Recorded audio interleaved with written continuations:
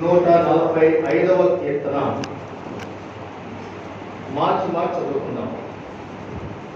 కీర్తన గ్రంథం 145వ కీర్తనను మార్చి చదువుకుందాం.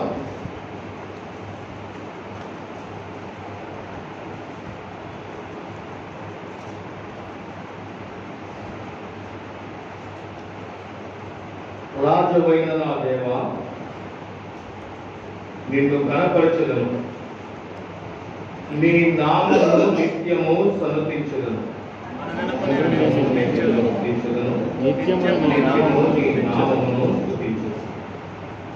యెహోవా మహాత్మ్యం గలవాడు, ఆయన అధిక స్తోత్రము నొందదగినవాడు. ఆయన మహాత్మ్యము గ్రహింప శక్యము కానిది.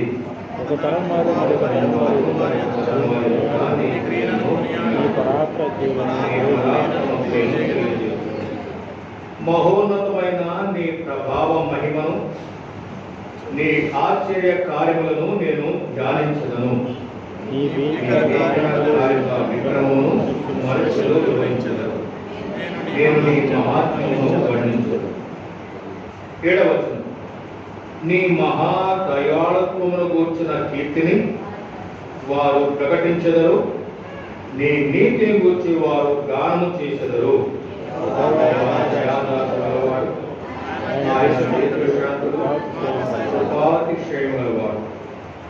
యెహోవా అందరికీ ఉపకారం, ఆయన కనికరములు ఆయన సమస్త కార్యముల మీద ఉన్నవి.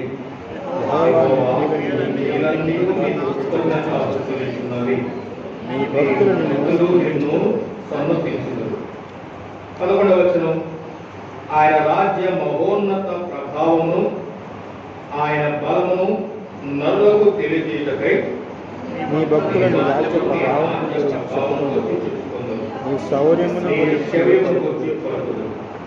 నీ రాజ్యము శాశ్వత రాజ్యము, నీ రాజ్య పరిపాలన తరతరములను నిలుచును.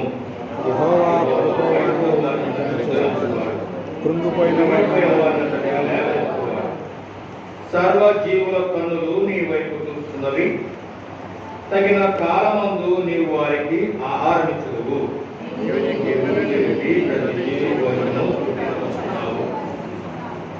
యెహోవా తన మార్గములన్నిటిలో నీతి గలవాడు, తన క్రియలన్నిటిలో కృప చూపువాడు.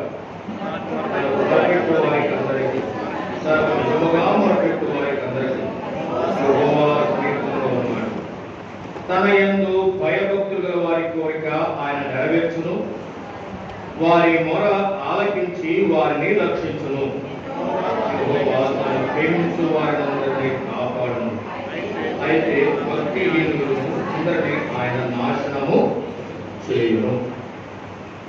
మనం చదువుకున్న ఈ కీర్తన స్తుతి కీర్తన. ఈ కీర్తన పైన శీర్షిక హెడ్డింగ్ ఏంటంటే స్తుతి కీర్తన. ఎవరు ఈ కీర్తన రాస్తూ వచ్చారు అంటే దావీదు ఈ కీర్తన రాస్తూ వచ్చాడు. ఈ కీర్తన గమనించినట్లయితే ఈ కీర్తనలో 7 విషయాలు మనం గమనించగలం.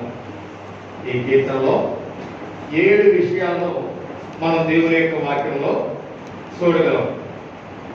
మొదటిగా మనం గమనిస్తున్నట్లయితే మొదటి 2 వచనాలు దేవుని యొక్క స్థితి ఏమిటో లేక దేవుని యొక్క స్థాయి ఏమిటో కీర్తనాకారుడు జ్ఞాపకం చేస్తూ వచ్చాడు. చూడండి దయచేసి మొదటి 2 వచనాల్లో, రాజువైన నా దేవా, నిన్ను ఘనపరచెదను, నీ నామమును నిత్యమును సన్నుతించెదను, అనుదినము నిన్ను స్తుతించెదను, నిత్యము నీ నామమును స్తుతించెదను. యెహోవా ఆ 2 వచనాలు మనం చూస్తున్నట్లయితే దేవుడు ఎవరు, దేవుని యొక్క స్థితి ఏమిటి, ఆయన ఆరాధించడానికి, ఆయన ఘనపరచడానికి, ఆయన పూజించడానికి ఆయన ఏమై ఉన్నారు అంటే ఈ మొదటి వచనం ప్రకారమై రాజవైన నా దేవ నిన్ను ఘనపరచెదను. ఎవరికైనా రాజవైన నా దేవా నేను నిన్ను ఘనపరచెదను అని ఎవరు మాట్లాడుతున్నారు? రాజైన దావీదు. రాజైన దావీదు దేవుడి గురించి ఏమంటున్నాడు? రాజవైన నా దేవ. అంటే నేను రాజునే, నేను రాజునే. ఇశ్రాయేలు వారి యొక్క 12 గోత్రాల వారికి నేను రాజునే. కానీ నీవెవరు అంటే నీవు నాకు రాజు, నీవు నాకు రాజు. అందుకొరకై అపోస్తలుడైన పౌలు తిమోతికి రాసిన మొదటి పత్రికలో 6వ అధ్యాయంలో రాస్తూ ప్రభువైన యేసుక్రీస్తు వారి గురించి రాస్తున్న మాట ఏంటంటే, శ్రీమంతుడు అద్వితీయులకు సర్వాధిపతి యుక్త కాలములు ఆ ప్రత్యక్షతను కనపరచును. ఆ సర్వాధిపతి రాజులకు రాజును ప్రభువులకు ప్రభువై ఉన్నాడు. ఆయన ఎవరట? రాజులకు రాజు, ప్రభువులకు ప్రభు. అంటే ఇప్పుడు కీర్తనాకారుడైన దావీదు ఎవరిని స్తుతిస్తున్నాడు, ఎవరి గురించి కీర్తిస్తున్నాడు అంటే రాజులకు రాజును గురించి, ప్రభువులకు ప్రభువును గురించి. మరి మనం చూసినట్లయితే దానియేలు గ్రంథంలో రాజైన బెల్షస్సరు దేవుని గురించి ఏం మాట్లాడుతున్నట్టు దయచేసి దానియేలు గ్రంథం మనం చూస్తున్నప్పుడు 4వ అధ్యాయంలో 37వ వచనం. 4వ అధ్యాయం 37వ వచనం. ఈలాగు నెబుకద్నెజరు అను నేను పరలోకపు రాజు యొక్క కార్యముల మీరు. ఇదేదట? పరలోకపు రాజు. పౌలు రాశాడు తిమోతికి, రాజులకు రాజు, ప్రభువులకు ప్రభు అంటున్నాడు. ఇప్పుడు నెబుకద్నెజరు ఏమంటాడు? పరలోకపు రాజు. దావీదు ఏమంటున్నాడు? రాజువైన నా దేవ. అంటే ఇప్పుడు దావీదుకు నెబుకద్నెజరుకు వ్యత్యాసం ఉంది. దావీదుకు నెబుకద్నెజరుకు వ్యత్యాసం ఉంది.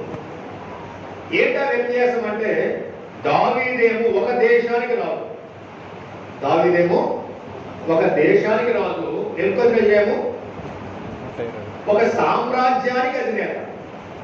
ఒక సామ్రాజ్యానికి అధినేత. సామ్రాజ్యం అంటే అనేక దేశాలు అందులో కలిసిపోయినాయి, అనేక దేశాలు అందులో కలిసిపోయినాయి. మనకు అర్థం కావాలంటే రోమా సామ్రాజ్యం ఉంది.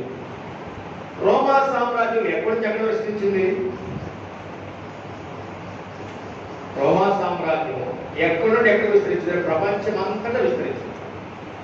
అన్ని దేశాలను రోమిలు పరిపాలన చేశారు.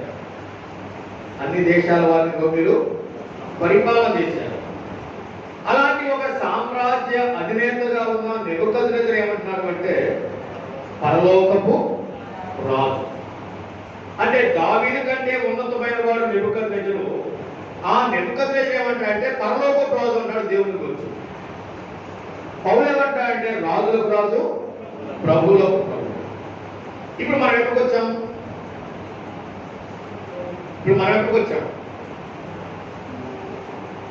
బెత్లెహేము ఎఫ్రాతాలోకి వచ్చాం. అంతేనా కదా? బెత్లెహేము ఎఫ్రాతాలోకి వచ్చాం. ఈ బెత్లెహేము ఎఫ్రాతాలో ఎవరున్నారు?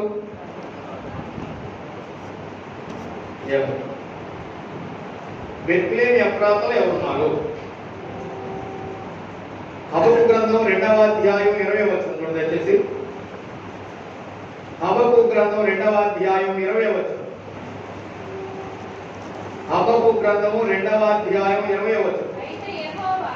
అయితే యెహోవా తన పరిశుద్ధ ఆలయములో ఉన్నాడు. చాలు. బెత్లెహేము ఎఫ్రాతాలో ఉన్నారంట. ఎవరు? యెహోవా తన పరిశుద్ధ ఆలయంలో ఉన్నాడు. ఇప్పుడు బెత్లెహేము ఎఫ్రాతా ఏంటది? దేవుని యొక్క పరిశుద్ధ ఆలయం. ఈ దేవుని పరిశుద్ధ ఆలయంలో ఉన్న దేవుడు ఎలాంటి దేవుడు? రాజులకు రాజు, ప్రభువులకు ప్రభువు, శ్రీమంతుడు, సర్వాధిపతి, పరలోకపు రాజు. ఇప్పుడు ఆ రాజును మనం పూజించడానికి, ఆ రాజును స్తుతించడానికి వచ్చాం. ఆ రాజును పూజించడానికి, ఆ రాజును స్తుతించడానికి మనం వచ్చాం. మరి మనమెవరమే? మనమెవరమంట? రాజులైన యాజక సమూహం మనం. మనం ఎట్లా రాజుల యాజక సమూహం అయ్యాం? అసలు మనం ఎవరు? అదే సందర్భంలో పేతురు రాసిన మొదటి పత్రిక 2వ అధ్యాయం 9వ వచనం ప్రకారమై, అయితే మీరు చీకటిలో నుండి, అంటే మన ఎవరమంట? చీకటిలో ఉన్నవారు. మన ఎవరమంట? చీకటిలో ఉన్నవారు. చీకటిలో ఉన్నవారు అనే దానికంటే ఎఫెసీ పత్రికలో 5వ అధ్యాయంలో పౌలు గారు ఒక మాట రాస్తున్నాడు. దయచేసి ఎఫెసీ పత్రిక 5వ అధ్యాయంలో పౌలు అపోస్తలుడు రాస్తున్న మాట, పూర్వమందు మీరు చీకటి అయ్యుండిరి. మనమేమంట? మనమే చీకటి. మనమే చీకటి. మనము చీకటిలో ఉన్నవారు. మనమే చీకటి ఉన్నాం. చీకటి ఉన్నాం. మనం ఎక్కడున్నాం? చీకటిలో ఉన్నాం. చీకటి అంటే చీకటి అంటే చీకటి అంటే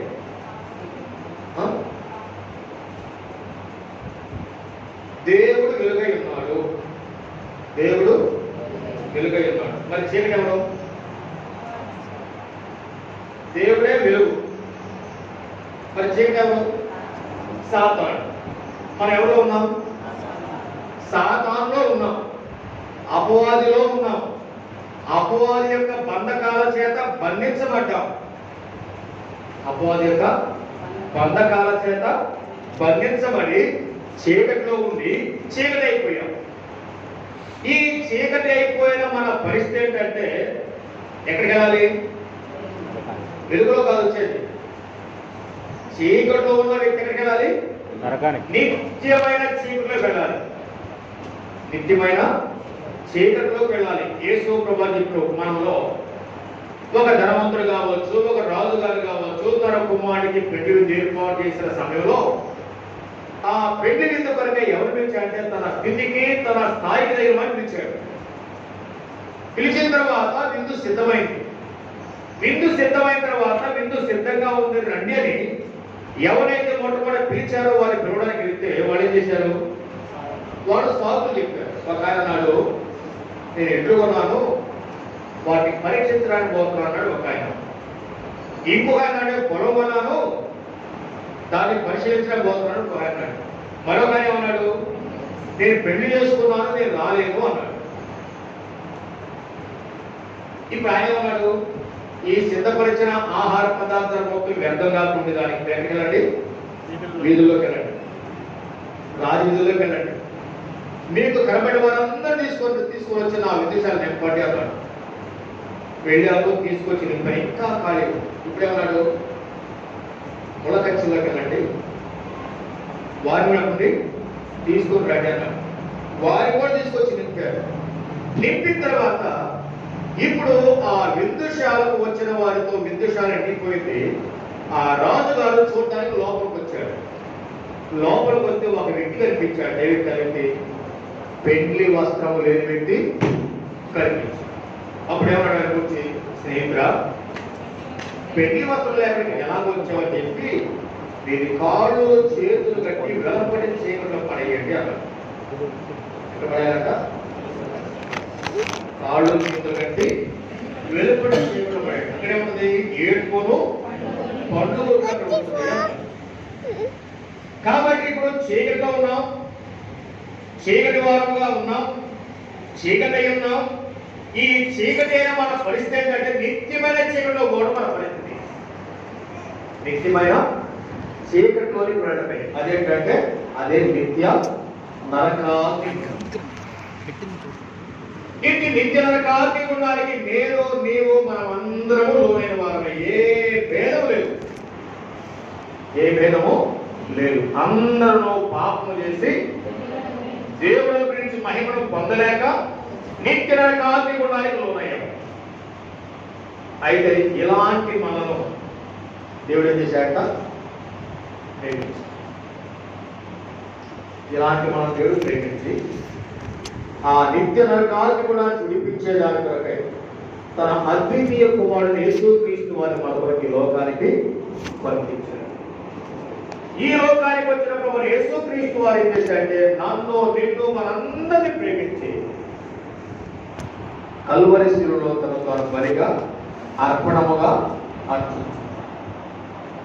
ఆ యేసుక్రీస్తు వారి రక్తాన్ని ఎవరైతే ఆశ్రయించారు, యేసయ్యా నేను పాల్గొని నా పాపాన్ని క్షమించమన్నారో వారి పాపాన్ని యేసు వారు క్షమించారు. ఇప్పుడు క్షమించి మనం ఏం చేశాడు? ఇప్పుడు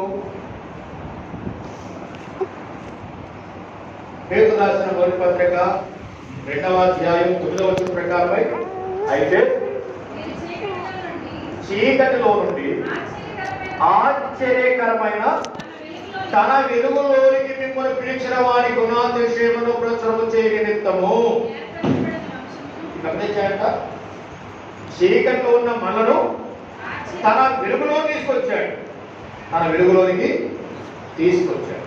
ఆ వెలుగులోనికి తీసుకొచ్చి నాలో ఉన్న చీకటిని, నీలో ఉన్న చీకటిని, మనందరిలో ఉన్న చీకటి పాల్గొనలేదు. మనలో ఉన్న చీకటి మనం విడిపించి ఏం చేశాడంటే రాజులైన యాజక సమూహంగా చేశాడు. ఎందుకోసం? ఆయన గుణాతిశయములను ప్రచురం చేసేదాని కొరకై, ఆయన గుణాతిశయములను ప్రచురం చేసేదాని కొరకై ఆయన నన్ను నిన్ను మనల్ని ప్రేమించి రాజులైన యాజక సమూహంలో చేర్చాడు. ఇప్పుడు రాజులైన యాజక సమూహంలో చేర్చబడిన నేను, నీవు, మనము ఎవరిని ఆరాధించాలి? రాజమైన నా దేవా, రాజమైన నా దేవా నిన్ను ఘనపరచెదను. రాజమైన నా దేవా నిన్ను ఘనపరచెదను. కాబట్టి రాజైన దేవుని ఘనపరిచేదాని కొరకై రాజులైన యాజక సమూహంలోనికి నన్ను నిన్ను మనందరూ తీసుకొచ్చిన ఆ దేవునికి మనం ఏం చేయాలంట? స్తుతి చెల్లించి ఆయన నామాన్ని ఘనపరిచి ఆయన నామాన్ని హెచ్చించి పూజించవలసిన.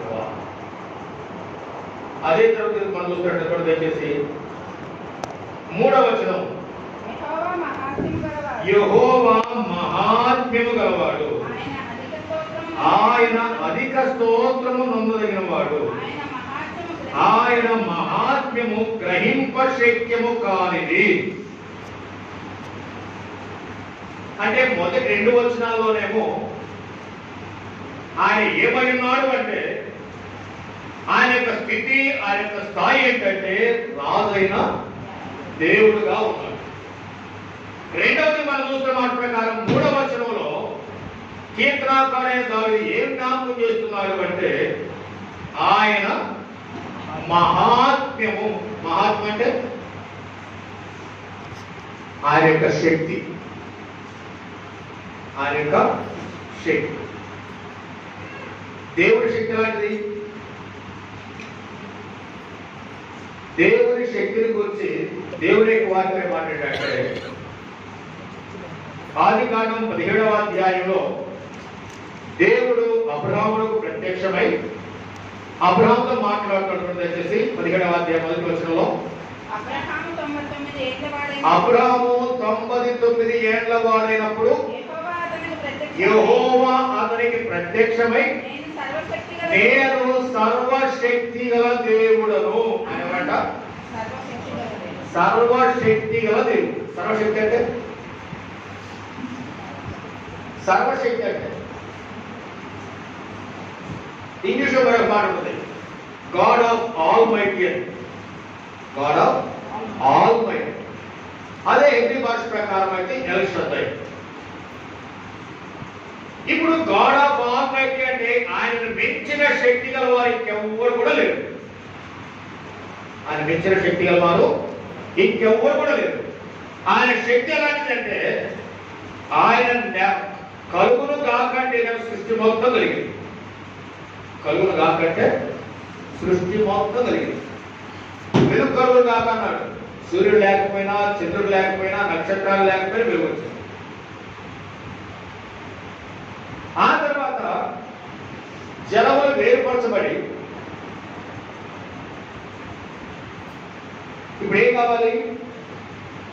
జలాలు వేరుపరిచాడు. పై జలానికి ఆకాశం పేరు పెట్టాడు. క్రింది జలాలు ఏం చేసాడు? వల్ల మళ్ళీ వీటిని వేరుపరిచి ఆరింటి ఎలా కనబడు కాక అన్నాడు. ఆరింటి ఎలా కనబడు కాకంటే ఈ జలాలు మొత్తం ప్రక్కడిపోయి ఆరు నెల బయటకు వచ్చింది. దాని భూమి అన్నాడు. అలా సముద్రాన్ని పేరు పెట్టాడు. వృక్షాలు కలుగును గాక, పక్షులు కలుగును గాక, జంతువులు కలుగును గాక, సూర్య చంద్ర నక్షత్రాలు కలుగును గాక, అన్ని కలిగినాయి. దేంతో? ఒక్క మాటే కదా ఆయన. ఏమన్నమాట? కలుగును గాక అనే ఒక్క మాటని కలిగింది. అంటే ఆయన ఎంత శక్తి గలవాడు. ఆ తర్వాత మనం చూస్తే మట్టి నుంచి నేలలో నుంచి ఒక మట్టి తీసుకొని దాన్ని బొమ్మగా చేసి దాని నాసికారంధ్రాల్లో జీవవాయువు ఉంటాడు. ఇప్పుడు ఏమైంది? నరాలు ఎట్లా వచ్చినాయి, కంట్రోల్ ఎట్లా వచ్చినాయి, ఎముక ఎట్లా వచ్చినాయి, లోపల గుండెట్ ఏర్పడింది, కిడ్నీలు ఎట్లా ఏర్పడ్డాయి, ఊపిరితిత్తులు ఏర్పడ్డాయి, తల మెదడు ఏర్పడింది, కళ్ళు ఎట్లా వచ్చినాయి, చెవులు ఎట్లా వచ్చినాయి చేసి మట్టి బొమ్మనే కదా. మట్టి బొమ్మను చేసి ఆ మట్టి బొమ్మ కూడా నాసికారంధ్రాల్లో జీవవాయువు ఉంటే ఇప్పుడు ఆ మట్టి బొమ్మ ఏమైందంట? జీవించు ఆత్మగా చేయబడ్డాడు. ఆయన ఆధారం చేసింది మట్టి బొమ్మ. తన ఊపిరి ఊదాడు. అవయవాలు ఏర్పడ్డాయి, లోపల నరాలు ఏర్పడ్డాయి, కండరాలు ఏర్పడ్డాయి, రక్త ప్రసరణ ప్రారంభమైంది.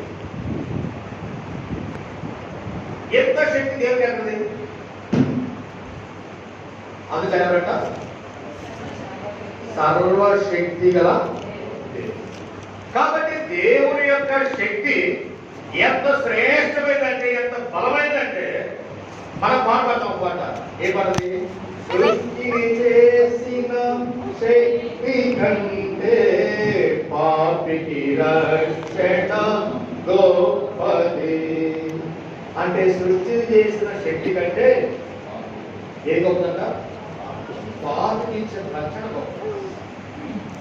అంటే సర్వశక్తి గల దేవుడు నన్ను, నిన్ను, మనందరినీ ఎక్కడ విడిపించాడట? అపవాది యొక్క వశంలో నుండి విడిపించాడు. వారి యొక్క బంధకాల్లో విడిపించాడు. ఇంత శక్తి గల దేవుడు ఆయన ఏమయ్యాడు అంటే మన కొరకై శక్తిహీనుడు. సర్వశక్తి గల దేవుడు ఏమంట? శక్తిహీనుడైపోయాడు. ఎంత శక్తిహీనుడైపోయాడు?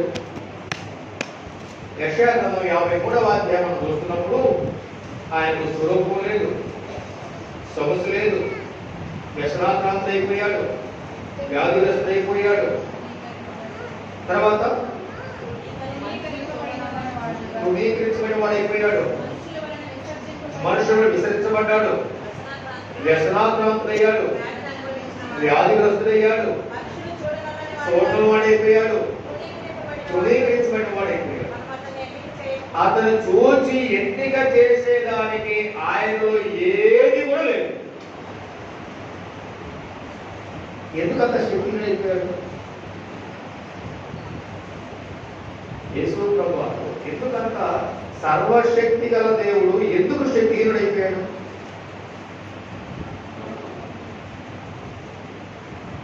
వాస్తవం మనమాట యెషయా గ్రంథం 1వ అధ్యాయం రాయబడుతున్న మాట చూడండి దయచేసి. యెషయా గ్రంథం 1వ అధ్యాయం రాయబడుతున్న దేవుని యొక్క వాక్యాన్ని చూస్తున్నప్పుడు మనం ఎలాంటి వారం అంటే అలా కొంచెం క్రిందకు వచ్చిన తర్వాత 6వ వచనం లేదా 5వ వచనం 6వ వచనం చదువుకుందాం.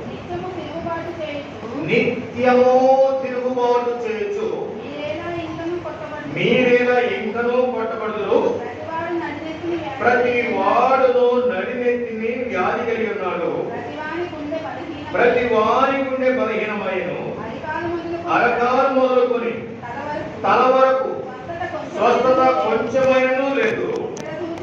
ఎక్కడ చూచినను గాయములు, దెబ్బలు, పచ్చిపుండ్లు. అవి పిండబడలేదు, కట్టబడలేదు, తైలముతో మెత్తన చేయబడలేదు. ఇది ఎవరి పరిస్థితి?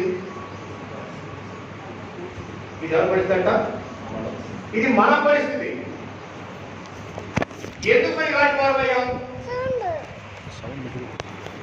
యావత్ ప్రపంచంలో ప్రతి మానవుడు ఎలాంటి వాడైపోయాడంటే, నిత్యము తిరుగుబాటు చేయొచ్చు, మీద ఇంకనూ పట్టబడుతులు. అంటే మానవుడు ఎవరంట? మానవుడు తిరుగుబాటు చేశాడు. ఎవరి మీద తిరుగుబాటు చేశాడు చెప్పండి. సూచన కొరకు చెప్పడం. మానవుడు దేవుని మీద తిరుగుబాటు చేశాడు. ఎక్కడ తిరుగుబాటు చేశాడు? దేవుని మాటకు అవిధేయత తినవద్దు అన్న వృక్షఫలాన్ని తిన్నాడు. దేవుని యొక్క ఆజ్ఞను అతిక్రమించాడు. దేవునికి అవిధేయుడయ్యాడు. దేవుని మీద చేసిన తిరుగుబాటును బట్టి ఇప్పుడు ఏం చెబుతున్నాడు? కొట్టబడుతున్నాడు. దాన్ని బట్టి ఏమైంది? గుండె బలహీనమైంది. ప్రతి వారి గుండె బలహీనం. అందుకనక దేవుని యొక్క వాక్యం మనం చూస్తున్నప్పుడు రోమాపత్రిక 5వ అధ్యాయంలో అపోస్తలుడైన పౌలు రాస్తూ, ఏలయనగా మనం ఇంకను పాపులమై ఉండగా, ఏలయనగా మనం ఇంకను బలహీనమై ఉండగా, క్రీస్తు యుక్త కాలమున భక్తిహీనుల కొరకు చనిపోయెను. అంటే మనం ఏమంట? బలహీనులు. దేని బట్టి బలహీనమయ్యాం? పాప జీవితాన్ని బట్టి, అవిధేయతను బట్టి, దేవుని మీద చేసిన తిరుగుబాటును బట్టి మనం ఏమయ్యామంటే బలహీనమయ్యాం. ఇప్పుడు ఈ రీతిగా బలహీనమైన మనను బలవంతులుగా చేయడానికి, మన గాయాలు పెట్టడానికి, మనకు శక్తినివ్వడానికి ప్రభువైన యేసుక్రీస్తు వారు యెషయా గ్రంథం 53వ అధ్యాయం ప్రకారమై స్వరూపాన్ని కోల్పోయాడు, సొగసును కోల్పోయాడు, వ్యసనాక్రాంతుడైపోయాడు, వ్యాధి రప్పించేవాడైపోయాడు, చూడమైపోయాడు, చలపెక్కువలే చేయబడ్డాడు. ఒకవేళ యేసు ప్రభువారే గాని ఆ రీతిగా తన్ను తాను శిలువ శిక్షకు అప్పగించుకోకపోతే, ఆయన మన కొరకై బలహీనుడు కాకపోతే, ఆయన మన వ్యసనాలు భరించకపోతే, ఆయన మన రోగాలు భరించకపోతే, ఆయన మన పాపాలు భరించకపోతే మన పరిస్థితి ఏంటి? నరకమే కదా. మరి సర్వశక్తి గల దేవుడు మన కొరకు ఏమైందట? శక్తిహీనుడైపోయాడు, బలహీనుడైపోయాడు. ఇప్పుడు ఆ ప్రేమ గల దేవుడు నన్ను నిన్ను ప్రేమించి రక్షించి మనకేమిచ్చాడట? తన బలాన్ని ఇచ్చాడు, తన శక్తినిచ్చాడు.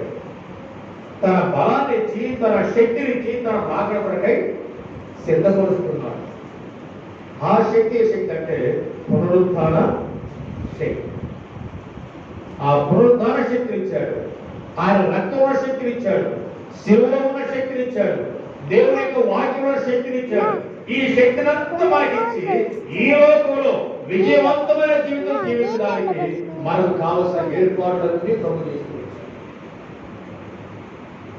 అందువరకై 145వ కీర్తనలో కీర్తనాకారైన దావీదు దేవుని ఘనపరుస్తూ ఆరాధిస్తూ ఉంటాడంటే, రాజమైన నా దేవా అన్నాడు. రెండవ మాట ఏమన్నప్పుడు? యెహోవా మహాత్మ్యము గలవాడు. యెహోవా ఎవరంట? మహాత్మ్యం గలవాడు. మూడవ మాట కూడా దయచేసి 145వ కీర్తనలో మూడవ మాట మనం చూస్తున్నప్పుడు 7వ వచనము, 8వ వచనము, 9వ వచనం.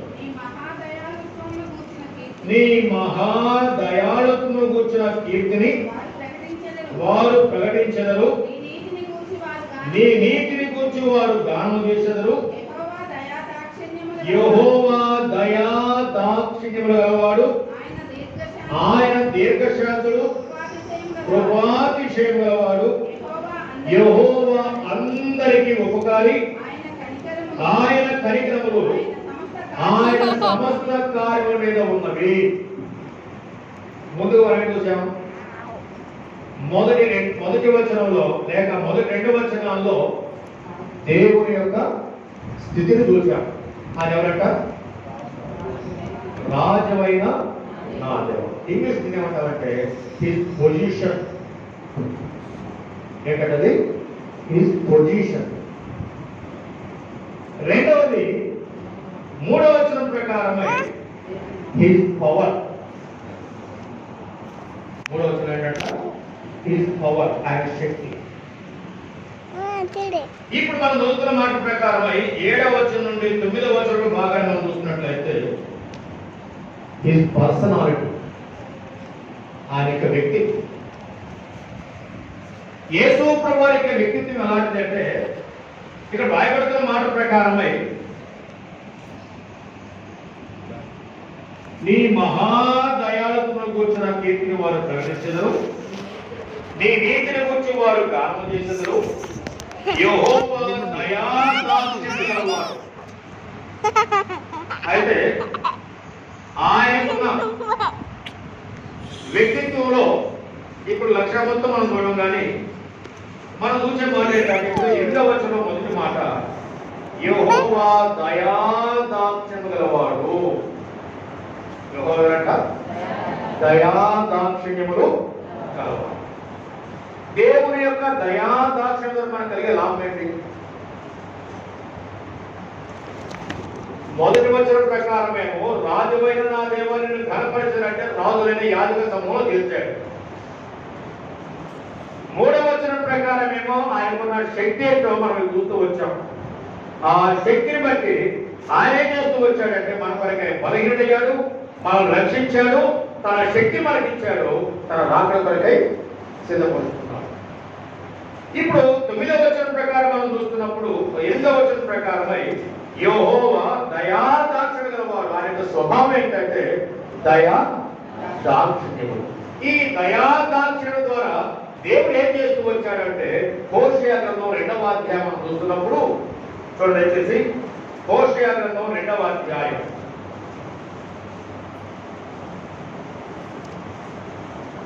హోషేయ గ్రంథం 2వ అధ్యాయం మనం చూస్తున్నప్పుడు ఈ 2వ అధ్యాయంలో 19వ వచనం చదువుకుందాం. నీవు నిత్యము నాకుండునట్లుగా నేను నీతిని బట్టి తీర్పు తీర్చుటను దయాదాక్షిణ్యములు చూపుటను నిన్ను ప్రధానము చేసుకొందును. 145వ కీర్తనలో మనం చదువుకున్న వచనం ప్రకారమై ఆయనకున్న స్వభావం, ఆయనకున్న వ్యక్తిత్వం ఏమిటంటే దయాదాక్షిణ్యం గలవాడు. ఈ దయాదాక్షిణ్యం బట్టి దేవుడు ఏం చేస్తూ వచ్చాడు అంటే హోషేయ గ్రంథం 2వ అధ్యాయం చదువుకున్న మాట ప్రకారమై దయాదాక్షిణ్యం రూపంలో నేను ప్రధానము చేసు. ఇప్పుడు మనం ఎవరమంట? ఇప్పుడు మనం ఎవరు? ప్రధానము చేయబడ్డవారు. ప్రధానం చేసుకోవడానికి ఏమేం కావాలి? ప్రధానానికి ఏమేం కావాలి చెప్పండి.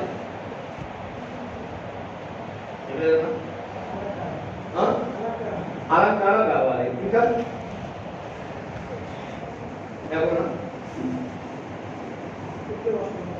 ప్రధానానికి ఏమేం కావాలి? వస్త్రాలు కావాలా? వస్తువులు కావాలా? వస్త్రాలు కావాలి, వస్తువులు కావాలి. మరి ఆయన మనం ప్రదానం చేసుకునే దానికి ఏ వస్త్రాలు ఇచ్చాడు? ఆయన మనం ప్రదానం చేసుకోవడానికి ఏ వస్త్రాలు ఇచ్చాడు? రక్షణ వస్త్రము, ఉల్లాస వస్త్రము, స్తుతి వస్త్రము, తర్వాత ఇంకేంట తెల్లని వస్త్రం. ఈ వస్త్రాలన్నీ అంటే ప్రశస్త వస్త్రం. ఈ వస్త్రాలన్నీ మనకి ఇచ్చాడు. ఎట్లా ఇచ్చాడు ఈ వస్త్రాన్ని? ఎప్పుడు ఇచ్చాడు ఈ వస్త్రాన్ని? ఎవరికి ఇచ్చాడు ఈ వస్త్రాన్ని? యెహెజ్కేలు గ్రంథం 16వ అధ్యాయం మనం చూస్తున్నప్పుడు యెహెజ్కేలు గ్రంథం 16వ అధ్యాయం ప్రవక్తడు నేను నిన్ను చూడగా నీకు ఎట్లా ఉన్నావంటే బయట నేలను పారవేయబడి చూడడానికి అసహ్యంగా ఉన్నావు, రక్తంలో పురుగుతా ఉన్నావు. నీవు నీ రక్తంలో పురుగుతా ఉన్నప్పుడు నేనేం చేశానంటే నేను చూచి బ్రతుకు అని చెప్పాను. అప్పుడు ఏమయ్యావు? బ్రతికావు. బ్రతికిన తర్వాత నేనేం చేశాను అంటే నిన్ను నీళ్లతో నిన్ను కడిగి నిన్ను కడిగాను, నీ మీద రక్తమంతయు తుడిచి నీ మీద రక్తం తుడిచి నిన్ను నూనెతో అంటి విచిత్రమైన కుట్టు పని చేసిన వస్త్రము నీకు ధరింపజేసి విచిత్రమైన కుట్టు పని చేసిన వస్త్రము నీకు ధరింపజేసి చేయబడిన పాదరక్షలు నీకు తొలగించింది, పాదరక్షని తొలగించింది, సన్నపు అవిస్నార పట్టు నీకు వేయించింది, సన్నపు అవిస్నార పట్టు నీకు వేయించింది, నీకు పట్టుబట్టు ధరింపజేసి నీకు పట్టుబట్టు ధరింపజేసింది, మరియు ఆభరణం చేత నిన్ను అలంకరించింది, ఆభరణం చేత నిన్ను అలంకరించింది. చేతిలో కడియములు పెట్టి. ఇప్పుడు ఈ మాటలన్నీ చూస్తున్నట్లయితే ఆయన మనల్ని ప్రధానం చేసుకునే దానికి ఏమేమి ఇచ్చాడో యెహెజ్కేలు గ్రంథం 16వ అధ్యాయంలో స్పష్టంగా దేవుడు తెలియపరుస్తూ వచ్చాడు. ఇక్కడ మనం చూస్తున్నప్పుడు ఆభరణాలు ఇచ్చాడు, తర్వాత వస్త్రాలు ఇచ్చాడు, వస్తువులు ఇచ్చాడు, నూనెతో తలనెత్తిశాడంట అంటే ఇవన్నీ చేసి నన్ను నిన్ను మనందరినీ ప్రదానం చేస్తున్నాడు. ఇప్పుడు మనం ఎవరంటారు? ప్రధానము చేయబడిన వారు. ఎవరికి ప్రదానం చేయబడ్డాము? ప్రభు అయిన యేసుక్రీస్తు వారి కొరకై ప్రదానం చేయబడ్డాం. ఇప్పుడు ప్రదానం చేయబడిన తర్వాత ఏం కావాలి చెప్పండి? ప్రదానం అయిపోయిన తర్వాత ఏం కావాలి? ప్రధానంతో ముగిస్తారా? పెట్టుబడి చేస్తారా?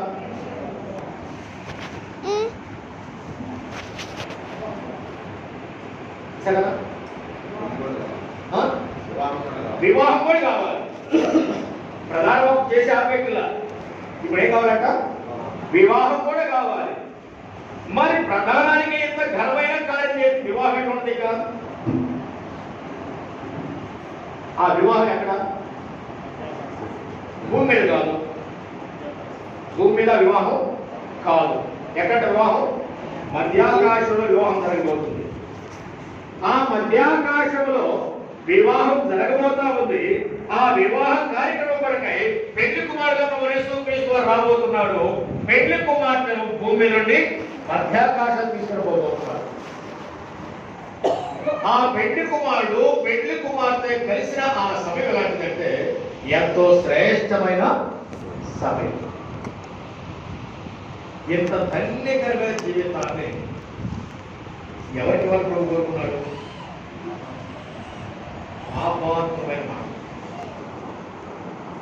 బలహీనమైన మనం, భక్తిహీనమైన మనం, కేవలం ఇచ్చిన నరకానికి తప్ప దేనికి పనికిరాని మన కొరక ఈ కార్యం దేవుడు జరిగింది. దేని బట్టి అంటే తన మహా దయాళుత్వాన్ని బట్టి. అందుకొరకై ఈ దినంలో ప్రభుని ఆరాధించే దాని కొరకై దేవుని సన్నిధికి వచ్చాము. 3 మాటలు జ్ఞాపకం చేసుకుందాం. మొట్టమొదటి మాట ఏంటంటే ఆయన మొట్టమొదటిగా ఆ దేవుడు ఎవరు అంటే రాజైన నా దేవ, ఆయన స్థితిని మనం జ్ఞాపకం చేసుకున్నాం. రెండవదిగా ఆయనకున్న శక్తిని జ్ఞాపకం చేసుకున్నాం. మూడవదిగా ఆయన యొక్క లక్షణాన్ని లేకపోతే ఆయన వ్యక్తిత్వం యొక్క లక్షణాన్ని జ్ఞాపకం చేసుకున్నాం. ఈ 3 మాటలు జ్ఞాపకం చేసుకుంటే ఈ 3 మాటల ద్వారా దేవుడు మనకి ఏం చెప్తూ వచ్చాడు అంటే చీకట్లో ఉన్న మనను వెలుగులోనికి పిలిచి రాజులైన యాజక సమూహంలో తీసుకొచ్చాడు. రాజులని యాజక సమూహంలో చేర్చబడిన మనం రాజులుగా చేసిన రాజాది రాజైన ఆ ప్రభుని ఆరాధించడానికి. రెండవది ఆయన మహాత్మ్యం గలవాడు, సర్వశక్తి గల దేవుడు. నా కొరకై నీ కొరకై మనందరి కొరకై బలహీనుడిగా చేపట్టాడు. శిలువ శిక్షను భరించాడు. ఆయన మరణించి తిరిగి లేచడం ద్వారా ఆయన విశ్వాసం ఇచ్చిన మనకు తన పునరుద్ధాన శక్తిని ప్రసాదించాడు. ఈ పునరుద్ధాన శక్తిని పొందిన వారిపై ఈ లోకంలో జీవిస్తున్నాం.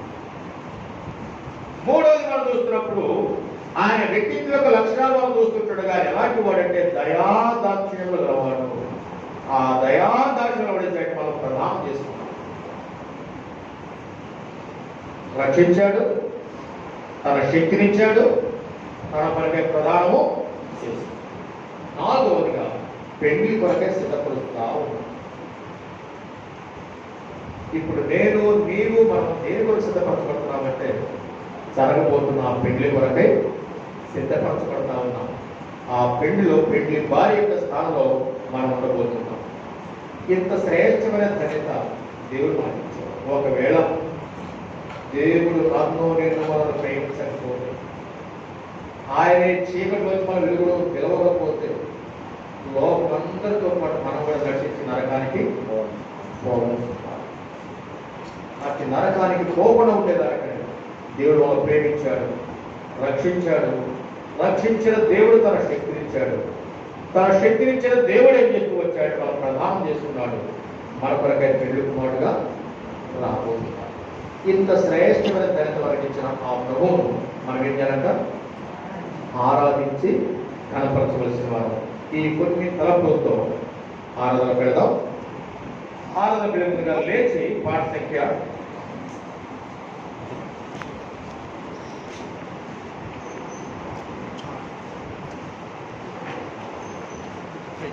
对。